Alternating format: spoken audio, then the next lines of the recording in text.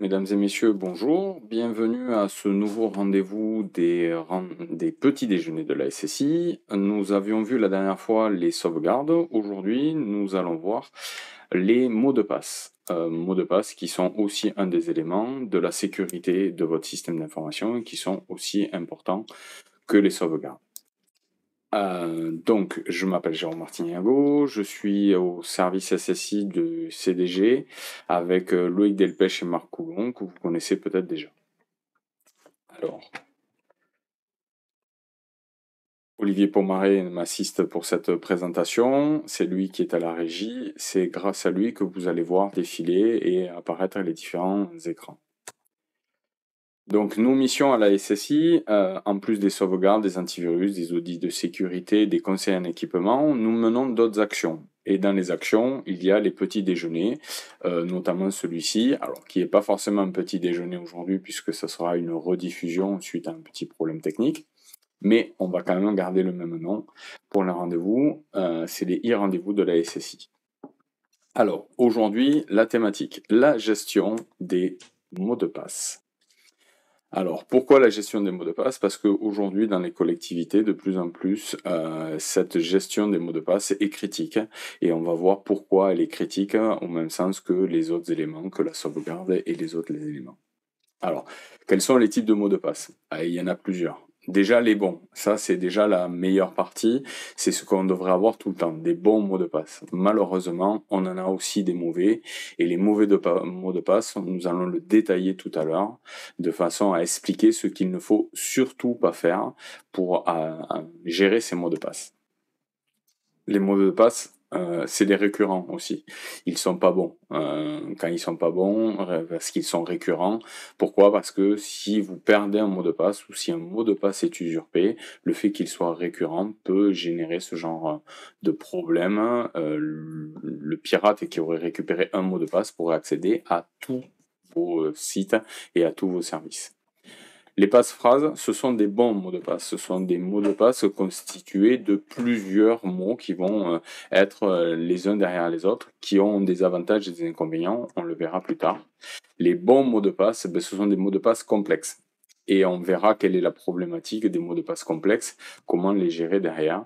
Et les bons mots de passe sont uniques. C'est-à-dire, autant vous avez de services, autant vous avez de connexions, autant vous avez de mots de passe. Et là, la plupart du temps, c'est là que viennent les problèmes lorsque les gens gèrent les mots de passe de façon artisanale avec encore le petit carnet que l'on retrouve, les post-it que l'on retrouve lorsqu'on fait quelques audits dans certaines collectivités. Alors, pourquoi des bons mots de passe?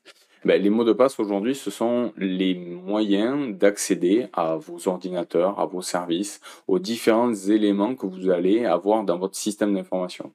Lorsque vous ouvrez vos logiciels professionnels, vous avez un mot de passe. Lorsque vous allez sur des sites internet, vous avez un identifiant, un mot de passe, et ainsi de suite. On va retrouver les mots de passe dans tous les usages de l'outil informatique aujourd'hui. Alors, qui doit avoir des mots de passe? Tout le monde. Chacun doit avoir son mot de passe. Vous avez un service, vous avez un site, mais chaque personne doit avoir son mot de passe. Ou devrait. On sait très bien que dans la vraie vie au niveau des différents services que vous allez avoir, il peut y avoir besoin d'un seul nom d'utilisateur et un seul mot de passe pour toute la collectivité, mais s'il est suffisamment fort, ça peut quand même permettre de travailler de façon sécurisée. Quand? Tout le temps en fait. Il faut des mots de passe sécurisés tout le temps. Le mot de passe qui est le nom de la collectivité suivi du code postal, ça n'est pas un bon mot de passe et il ne faut pas l'utiliser. Il faut utiliser des vrais mots de passe. Et comment avoir des mots de passe? La gestion des mots de passe doit se faire de toute façon systématiquement avec un logiciel de gestion des mots de passe.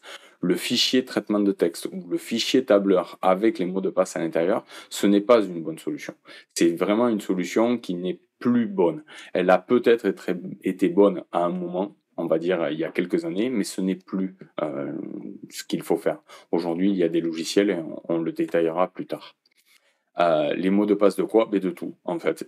Surtout, aujourd'hui, il y a un élément, on le verra un petit peu plus tard, qui est très très important à sécuriser. Aujourd'hui, les pirates axent surtout leur tentative de piratage sur un élément, et on verra lequel. Sur quoi? Ben, sur quoi? Ça va être sur un logiciel on va détailler tout à l'heure, qui fait partie d'une gamme de logiciels qui permet de faire. Alors, les mots de passe, les bonnes pratiques, c'est quoi? Alors, les bonnes pratiques, c'est d'avoir un mot de passe spécifique et qui en fait, là, ben, tout le monde va avoir besoin d'un mot de passe. C'est les logiciels de gestion de mots de passe qui vont vous permettre de faire un bon mot de passe et de gérer correctement vos mots de passe. Pourquoi? Je l'ai déjà dit, aujourd'hui les mots de passe, ce sont les éléments qui vont être à l'origine de tout. Lorsque vous démarrez votre ordinateur, vous avez un mot de passe. Lorsque vous allez sur votre messagerie, vous avez un mot de passe. Lorsque vous allez sur tous les sites internet institutionnels, vous avez un mot de passe. Et donc les mots de passe, ben, il faut en avoir pour tout, pour sécuriser, parce qu'il ne faut pas laisser n'importe qui avoir accès à votre messagerie. Est-ce que vous laissez les clés de votre maison sur la porte lorsque vous partez? Non, vous fermez à clé et ensuite vous partez avec les clés. Et bien c'est exactement la même chose pour les mots de passe. Ça permet de sécuriser l'accès à un site internet ou à un logiciel de façon à ce que n'importe qui ne puisse pas aller sur vos logiciels. C'est parce que les mots de passe sont les portes d'entrée aux différents logiciels et aux différents services dont vous avez besoin. Sur les postes, sur les logiciels, sur les sites internet. C'est aussi le RGPD qui vous contraint aujourd'hui à sécuriser les données. Donc le RGPD est vraiment très important. Et la messagerie. Tout à l'heure, je disais qu'il y avait un service que les pirates ciblaient aujourd'hui, ce sont les messageries.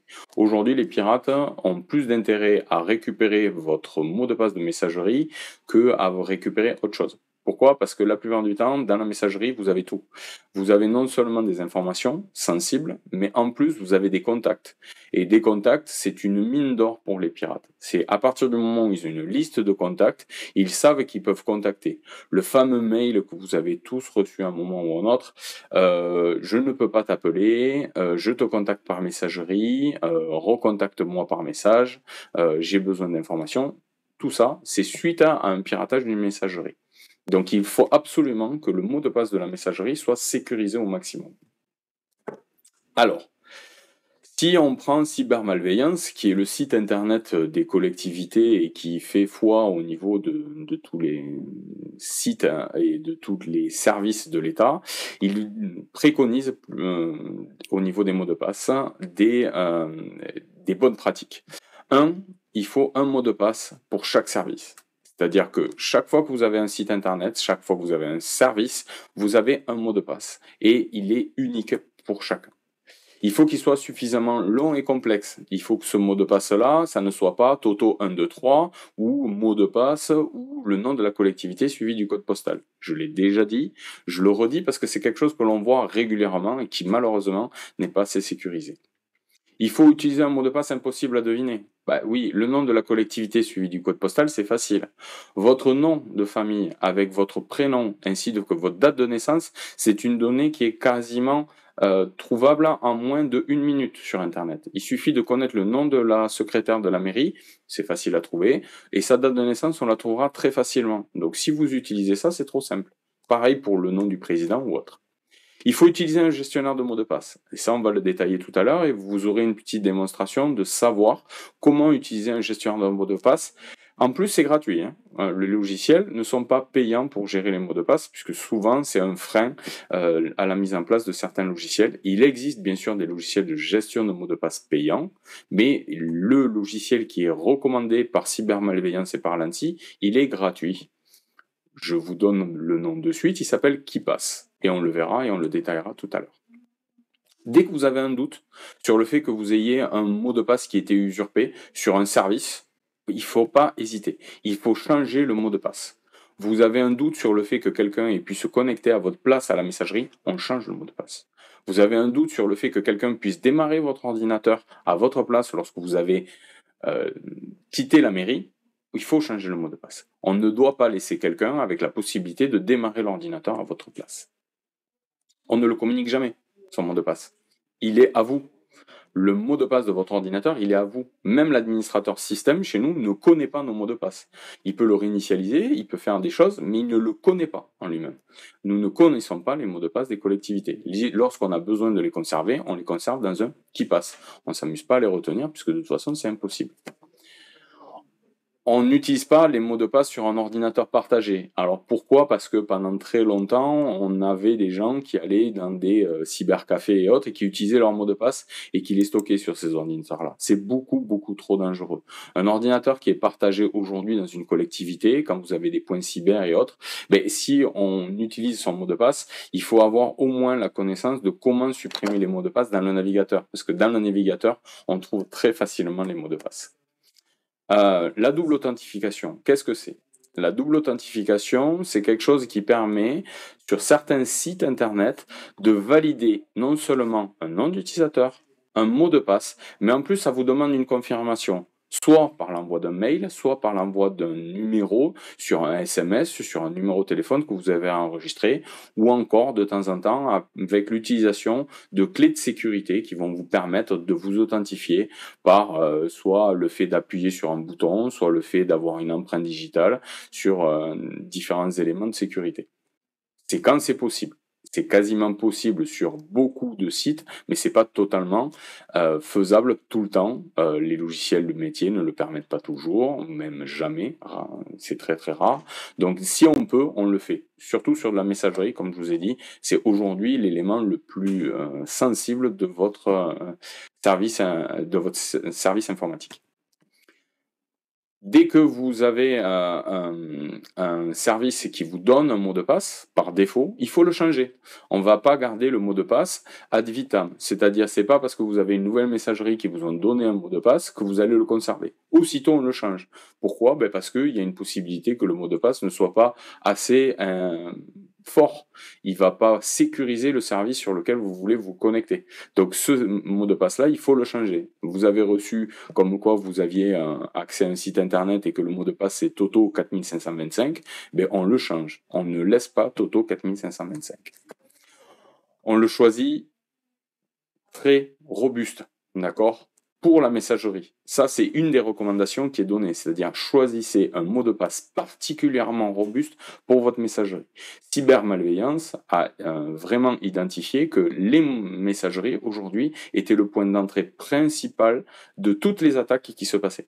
Toutes les attaques qui se passent dans une collectivité ou chez des particuliers sont arrivées par de la messagerie usurpée. Si c'est pas vous, c'est quelqu'un qui avait une messagerie qui n'est pas assez suffisamment sécurisée qui a généré le problème. Alors, c'est quoi un bon mot de passe? Aujourd'hui, les recommandations, c'est 12 caractères minimum. Ça, c'est 12 caractères. Mais c'est pas assez. Il faut des lettres majuscules et des lettres minuscules.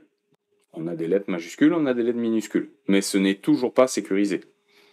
Il faut des chiffres. On a des chiffres. Nous avons toujours 12 caractères. Nous avons des majuscules, nous avons des minuscules, nous avons des chiffres. Mais il faut aussi des caractères spéciaux. Voilà. On a un mot de passe avec des caractères spéciaux, avec des lettres minuscules, avec des lettres majuscules, avec des chiffres et des caractères spéciaux. Alors, comme c'est indiqué, on va éviter, c'était pour la blague, 1, 2, 3, 4 et 4 fois 0, ce ne sont pas des mots de passe. Et donc là, si on utilise ce genre de choses, même sur le téléphone, c'est beaucoup, beaucoup trop facile à trouver. Et ça veut dire que si sur votre téléphone, vous avez des informations sensibles, elles sont en danger. Et vous-même, vous êtes en danger. Alors, au niveau du CDG, comment ça se passe? Nous avons généralisé l'utilisation d'un logiciel qui s'appelle KeePass. KeePass ou KeePass XC, qui est une version un peu plus sympathique à l'affichage, qui est un peu moins austère. Donc on a privilégié l'utilisation de KeePass XC, mais le KeePass XC, ça va gérer des fichiers. Et ces fichiers-là, ils sont sauvegardés dans le cloud, de façon à ce que s'il y avait un problème sur l'ordinateur, on ait quand même une solution de repli à les récupérer sur les sauvegardes, les fichiers. Il y a des formations qui ont été faites, de la sensibilisation, exactement comme on est en train de faire en ce moment par le biais de cette visio. On a sensibilisé les utilisateurs à l'usage du logiciel qui passe. Et on avait une petite taxe qui s'appelait la taxe viennoiserie, c'est-à-dire que chaque fois qu'on trouvait quelqu'un qui avait des mots de passe et qui était sur un carnet ou autre, ben cette personne-là, elle était invitée à offrir des viennoiseries aux gens qui sont en charge de la sécurité au niveau du CDG. Alors, une fois qu'on a dit ça, une fois qu'on a présenté le logiciel, vous allez dire oui, mais c'est complexe. Non, ce n'est pas complexe. Utiliser un logiciel de gestion de mots de passe, il suffit. Le plus compliqué, c'est quasiment de faire l'installation. Alors, je vous passe les détails sur l'installation du logiciel qui passe. Nous allons juste basculer et nous allons voir à quoi cela ressemble. Donc, voici le logiciel lancé. Le logiciel qui passe avec la dernière version au moment où la visio a été enregistrée. Donc, voilà le logiciel. Là, c'est juste au démarrage du logiciel. Comment ça se passe pour créer sa première base de données, puisqu'on peut avoir plusieurs bases de données. Vous pouvez avoir une base de données de vos mots de passe pour le professionnel, le particulier, le partager avec les collègues. Vous pouvez avoir tout un tas de gestion. Eh bien, on va tout simplement créer une base de données. Alors, par défaut, on va l'appeler mot de passe. C'est vraiment pas bon hein, comme nom, mais c'est juste pour la démonstration. On va continuer. Il nous demande une information où là-dessus, vous pouvez cliquer directement sur continuer sans aucun problème. Et là arrive la première question, vraiment, vraiment importante, et celle sur laquelle il faut vraiment faire attention. Et on va devoir mettre un mot de passe qui va permettre d'ouvrir le fichier. Si vous n'avez pas ou si vous n'avez plus le mot de passe, vous ne pouvez plus accéder aux mots de passe qui sont à l'intérieur. C'est perdu. C'est quasiment perdu. Il y a des pirates qui ont trouvé des moyens, mais ça veut dire que si votre mot de passe, vous l'avez perdu, facilement, vous ne retrouverez pas vos mots de passe. Il faudra essayer de les retrouver par ailleurs. Alors, moi, je vais faire, pour l'exemple, un mot de passe qui va pas être très compliqué.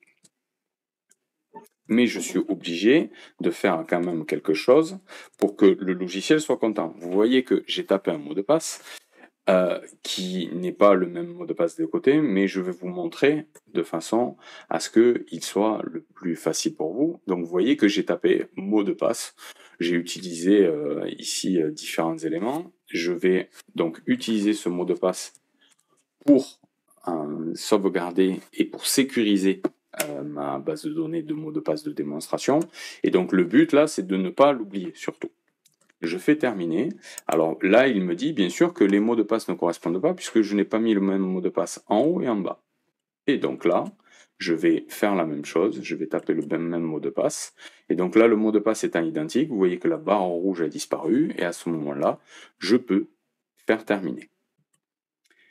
Une fois que j'ai fait ça, il me demande où c'est que je vais stocker mon fichier. Mon fichier de mot de passe, qui peut s'appeler mot de passe, qui peut s'appeler comme on veut. Je vais, moi, par défaut, l'enregistrer sur l'ordinateur sur lequel je me trouve. Je vais l'enregistrer. Et lorsque j'ai enregistré le fichier, c'est à ce moment-là que je vais pouvoir rentrer des informations à l'intérieur de ce fichier-là. Et vous voyez que l'interface du logiciel se décompose en plusieurs parties. La partie de gauche avec des dossiers, la partie de droite avec les informations, à la partie en bas où il y a marqué racine pour l'instant où vous aurez des informations complémentaires, et la partie de gauche qui va nous permettre d'avoir des filtres sur les différents mots de passe que l'on aurait rentrés. Et donc tout simplement, si je décide de faire une nouvelle entrée, c'est-à-dire un nouveau mot de passe, il suffit que je vienne ici et que je crée une nouvelle entrée.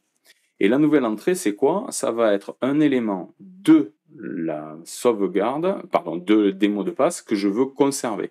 C'est-à-dire, si je veux conserver, par exemple, l'accès à un logiciel ou l'accès à un site internet, je vais lui donner un titre. Par exemple, moi, je veux avoir un accès pour le site du CDG. Donc, par exemple, ça va s'appeler CDG47. Mon nom d'utilisateur, ça sera mon adresse mail, par exemple. Et la plupart du temps, le premier problème qui vient, il est ici. C'est quel est le mot de passe que je vais utiliser. C'est-à-dire que j'ai besoin d'avoir un mot de passe pour accéder à ce site internet. Et la plupart du temps, c'est là que vous allez vous creuser la tête pour dire il me faut tant de chiffres, tant de lettres, des majuscules, des minuscules. Ben, vous avez même plus besoin de vous creuser la tête, tout simplement parce que le logiciel qui passe va vous permettre de le faire. Il va vous permettre de le faire par ce petit logo que vous avez ici, qui va vous permettre de générer un mot de passe. Et mon mot de passe, comment je le génère? Je clique sur le bouton, et là, tout simplement, je vais pouvoir générer un mot de passe avec tous les éléments que je veux. Vous voyez qu'ici, je vais d'abord générer un mot de passe sur sa longueur. Pour l'instant, 20 caractères. Ben, moi, j'aime bien faire des mots de passe de 26 caractères. Et vous voyez qu'au fur et à mesure que j'augmente le nombre, la qualité du mot de passe augmente. Vous voyez que je suis avec une barre verte. Si je descends et que je vais aux recommandations actuelles, vous voyez que je suis toujours dans le vert, mais vous voyez que la barre de progression verte est quand même bien moins importante. Je suis à 12 caractères avec des majuscules, des minuscules, des chiffres, des caractères spéciaux. Et mon mot de passe de 12 caractères, il est quand même bon. Mais je préfère augmenter. Pourquoi je veux l'augmenter? Tout simplement parce que ce n'est pas moi qui vais le retenir. Je ne vais faire que le stocker dans le logiciel. Et à partir du moment où je suis OK avec le mot de passe, que je le connaisse ou que je ne le connaisse pas, si je veux le reconnaître, je peux très bien faire ça. Voici le mot de passe qui va être généré. Impossible à retenir, à moins d'avoir une très bonne mémoire, et avoir envie de perdre un peu de temps pour le retenir. J'applique mon mot de passe, et tout simplement à partir du moment où je vais faire OK, j'ai stocké mon mot de passe. Vous allez me dire, oui, c'est bien, vous avez créé le mot de passe, mais le jour où vous en aurez besoin, comment vous ferez? Eh bien, tout simplement, parce que ici, lorsque j'aurai besoin, en venant tout simplement sur l'entrée dans le logiciel, il me suffira de faire un bouton droit sur l'entrée dans le logiciel, et automatiquement, je pourrai copier le nom d'utilisateur que vous avez ici, copier le mot de passe, ou même certains attributs. Vous avez vu qu'on pouvait stocker le titre, mais aussi l'URL. L'URL, c'est par exemple l'adresse du site internet sur lequel vous voulez aller. Donc on peut très bien utiliser, c'est ce que nous faisons la plupart du temps, nous au CDG, le logiciel qui passe va nous permettre de stocker dans la base de données qui passe tous les éléments dont on a besoin. C'est-à-dire que si j'ai besoin d'aller sur https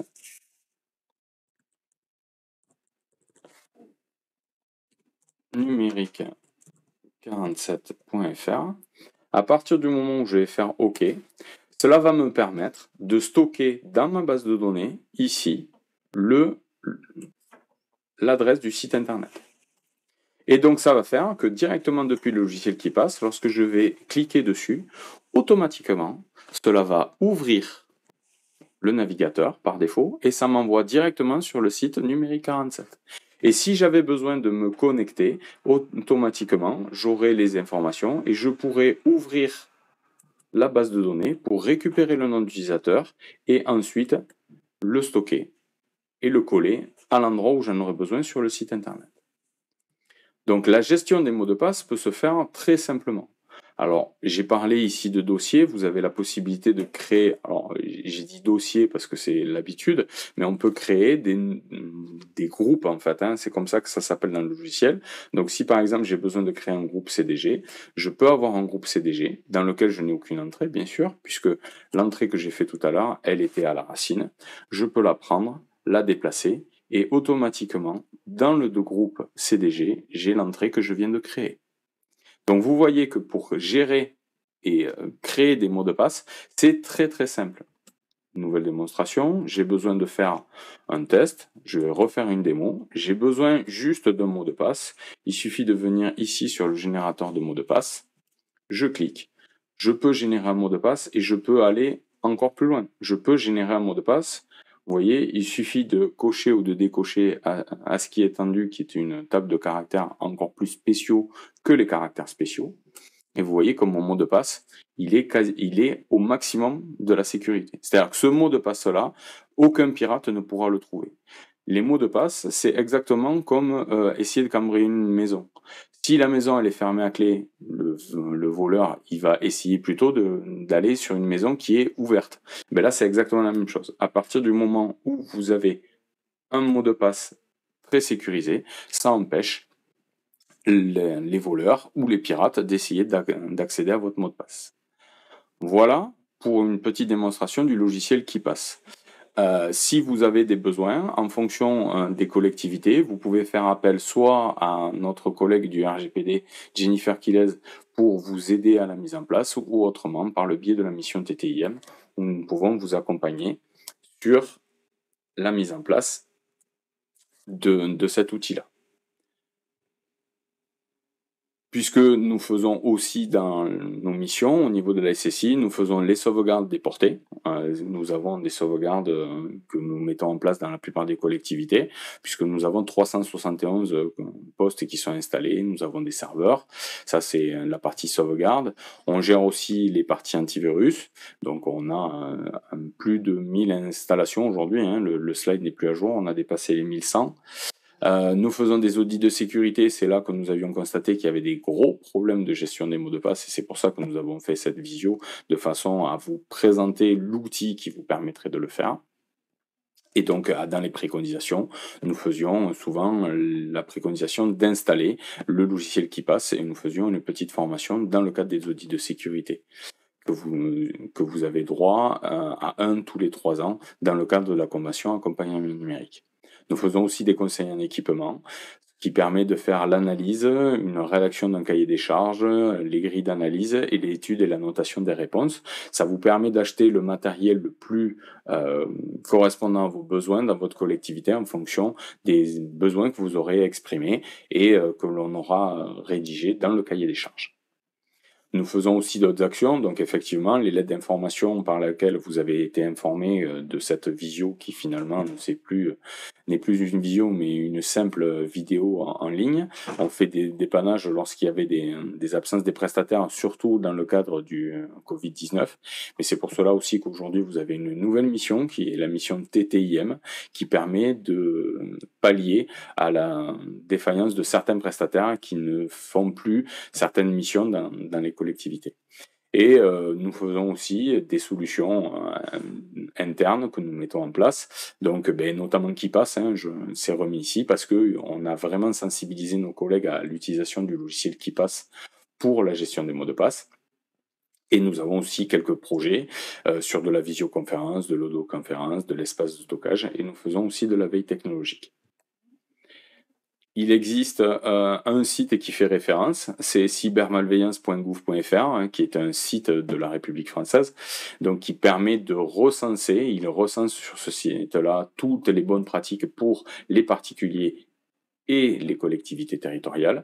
Donc vous avez le lien qui sera dans le fichier qu'on vous enverra, et le site security.org qui est un site qui référence en fait le temps nécessaire pour hacker un mot de passe. Hacker en fait ça veut dire se faire pirater. Vous verrez sur ce site-là que si vous mettez votre mot de passe ou certains de vos mots de passe actuels, ça vous dira combien de temps il faut en moyenne à un pirate pour récupérer votre mot de passe. De temps en temps ça fait peur, parce qu'on croit avoir des mots de passe un peu important, un peu sécurisé, et puis en fait lorsqu'on passe pas par un logiciel de gestion des mots de passe comme KeePass, eh bien on a quand même un mot de passe qui n'est pas top. Si nous étions en visio, on aurait pu faire des questions et des réponses, mais on peut pas, puisque c'est un enregistrement que l'on va diffuser. Je remercie mes collègues de m'avoir aidé dans la mise en place, Olivier Pomaré qui est à la régie et mes différents collègues qui m'ont aidé à réaliser cette présentation. Le prochain rendez-vous en visio, ça sera sur le thème de la gestion des mises à jour. Je vous rappelle les personnes qui font partie de la SSI, donc Loïc Delpech, moi-même, Marc Coulon, Olivier Pomaré qui vient en support, et voici nos coordonnées, notre numéro de téléphone et l'adresse mail par laquelle vous pouvez nous contacter, puisque il faut plutôt privilégier l'usage des messageries et des adresses de messagerie de groupe plutôt que les adresses individuelles de chaque agent, parce que lorsqu'il y a des congés, parce que ça nous arrive aussi à nous de prendre des congés, eh bien, c'est quand même mieux d'envoyer au groupe, comme ça il y a toujours quelqu'un pour vous y répondre. Je vous souhaite une bonne fin de journée, merci d'avoir visionné cette vidéo et je vous dis à bientôt.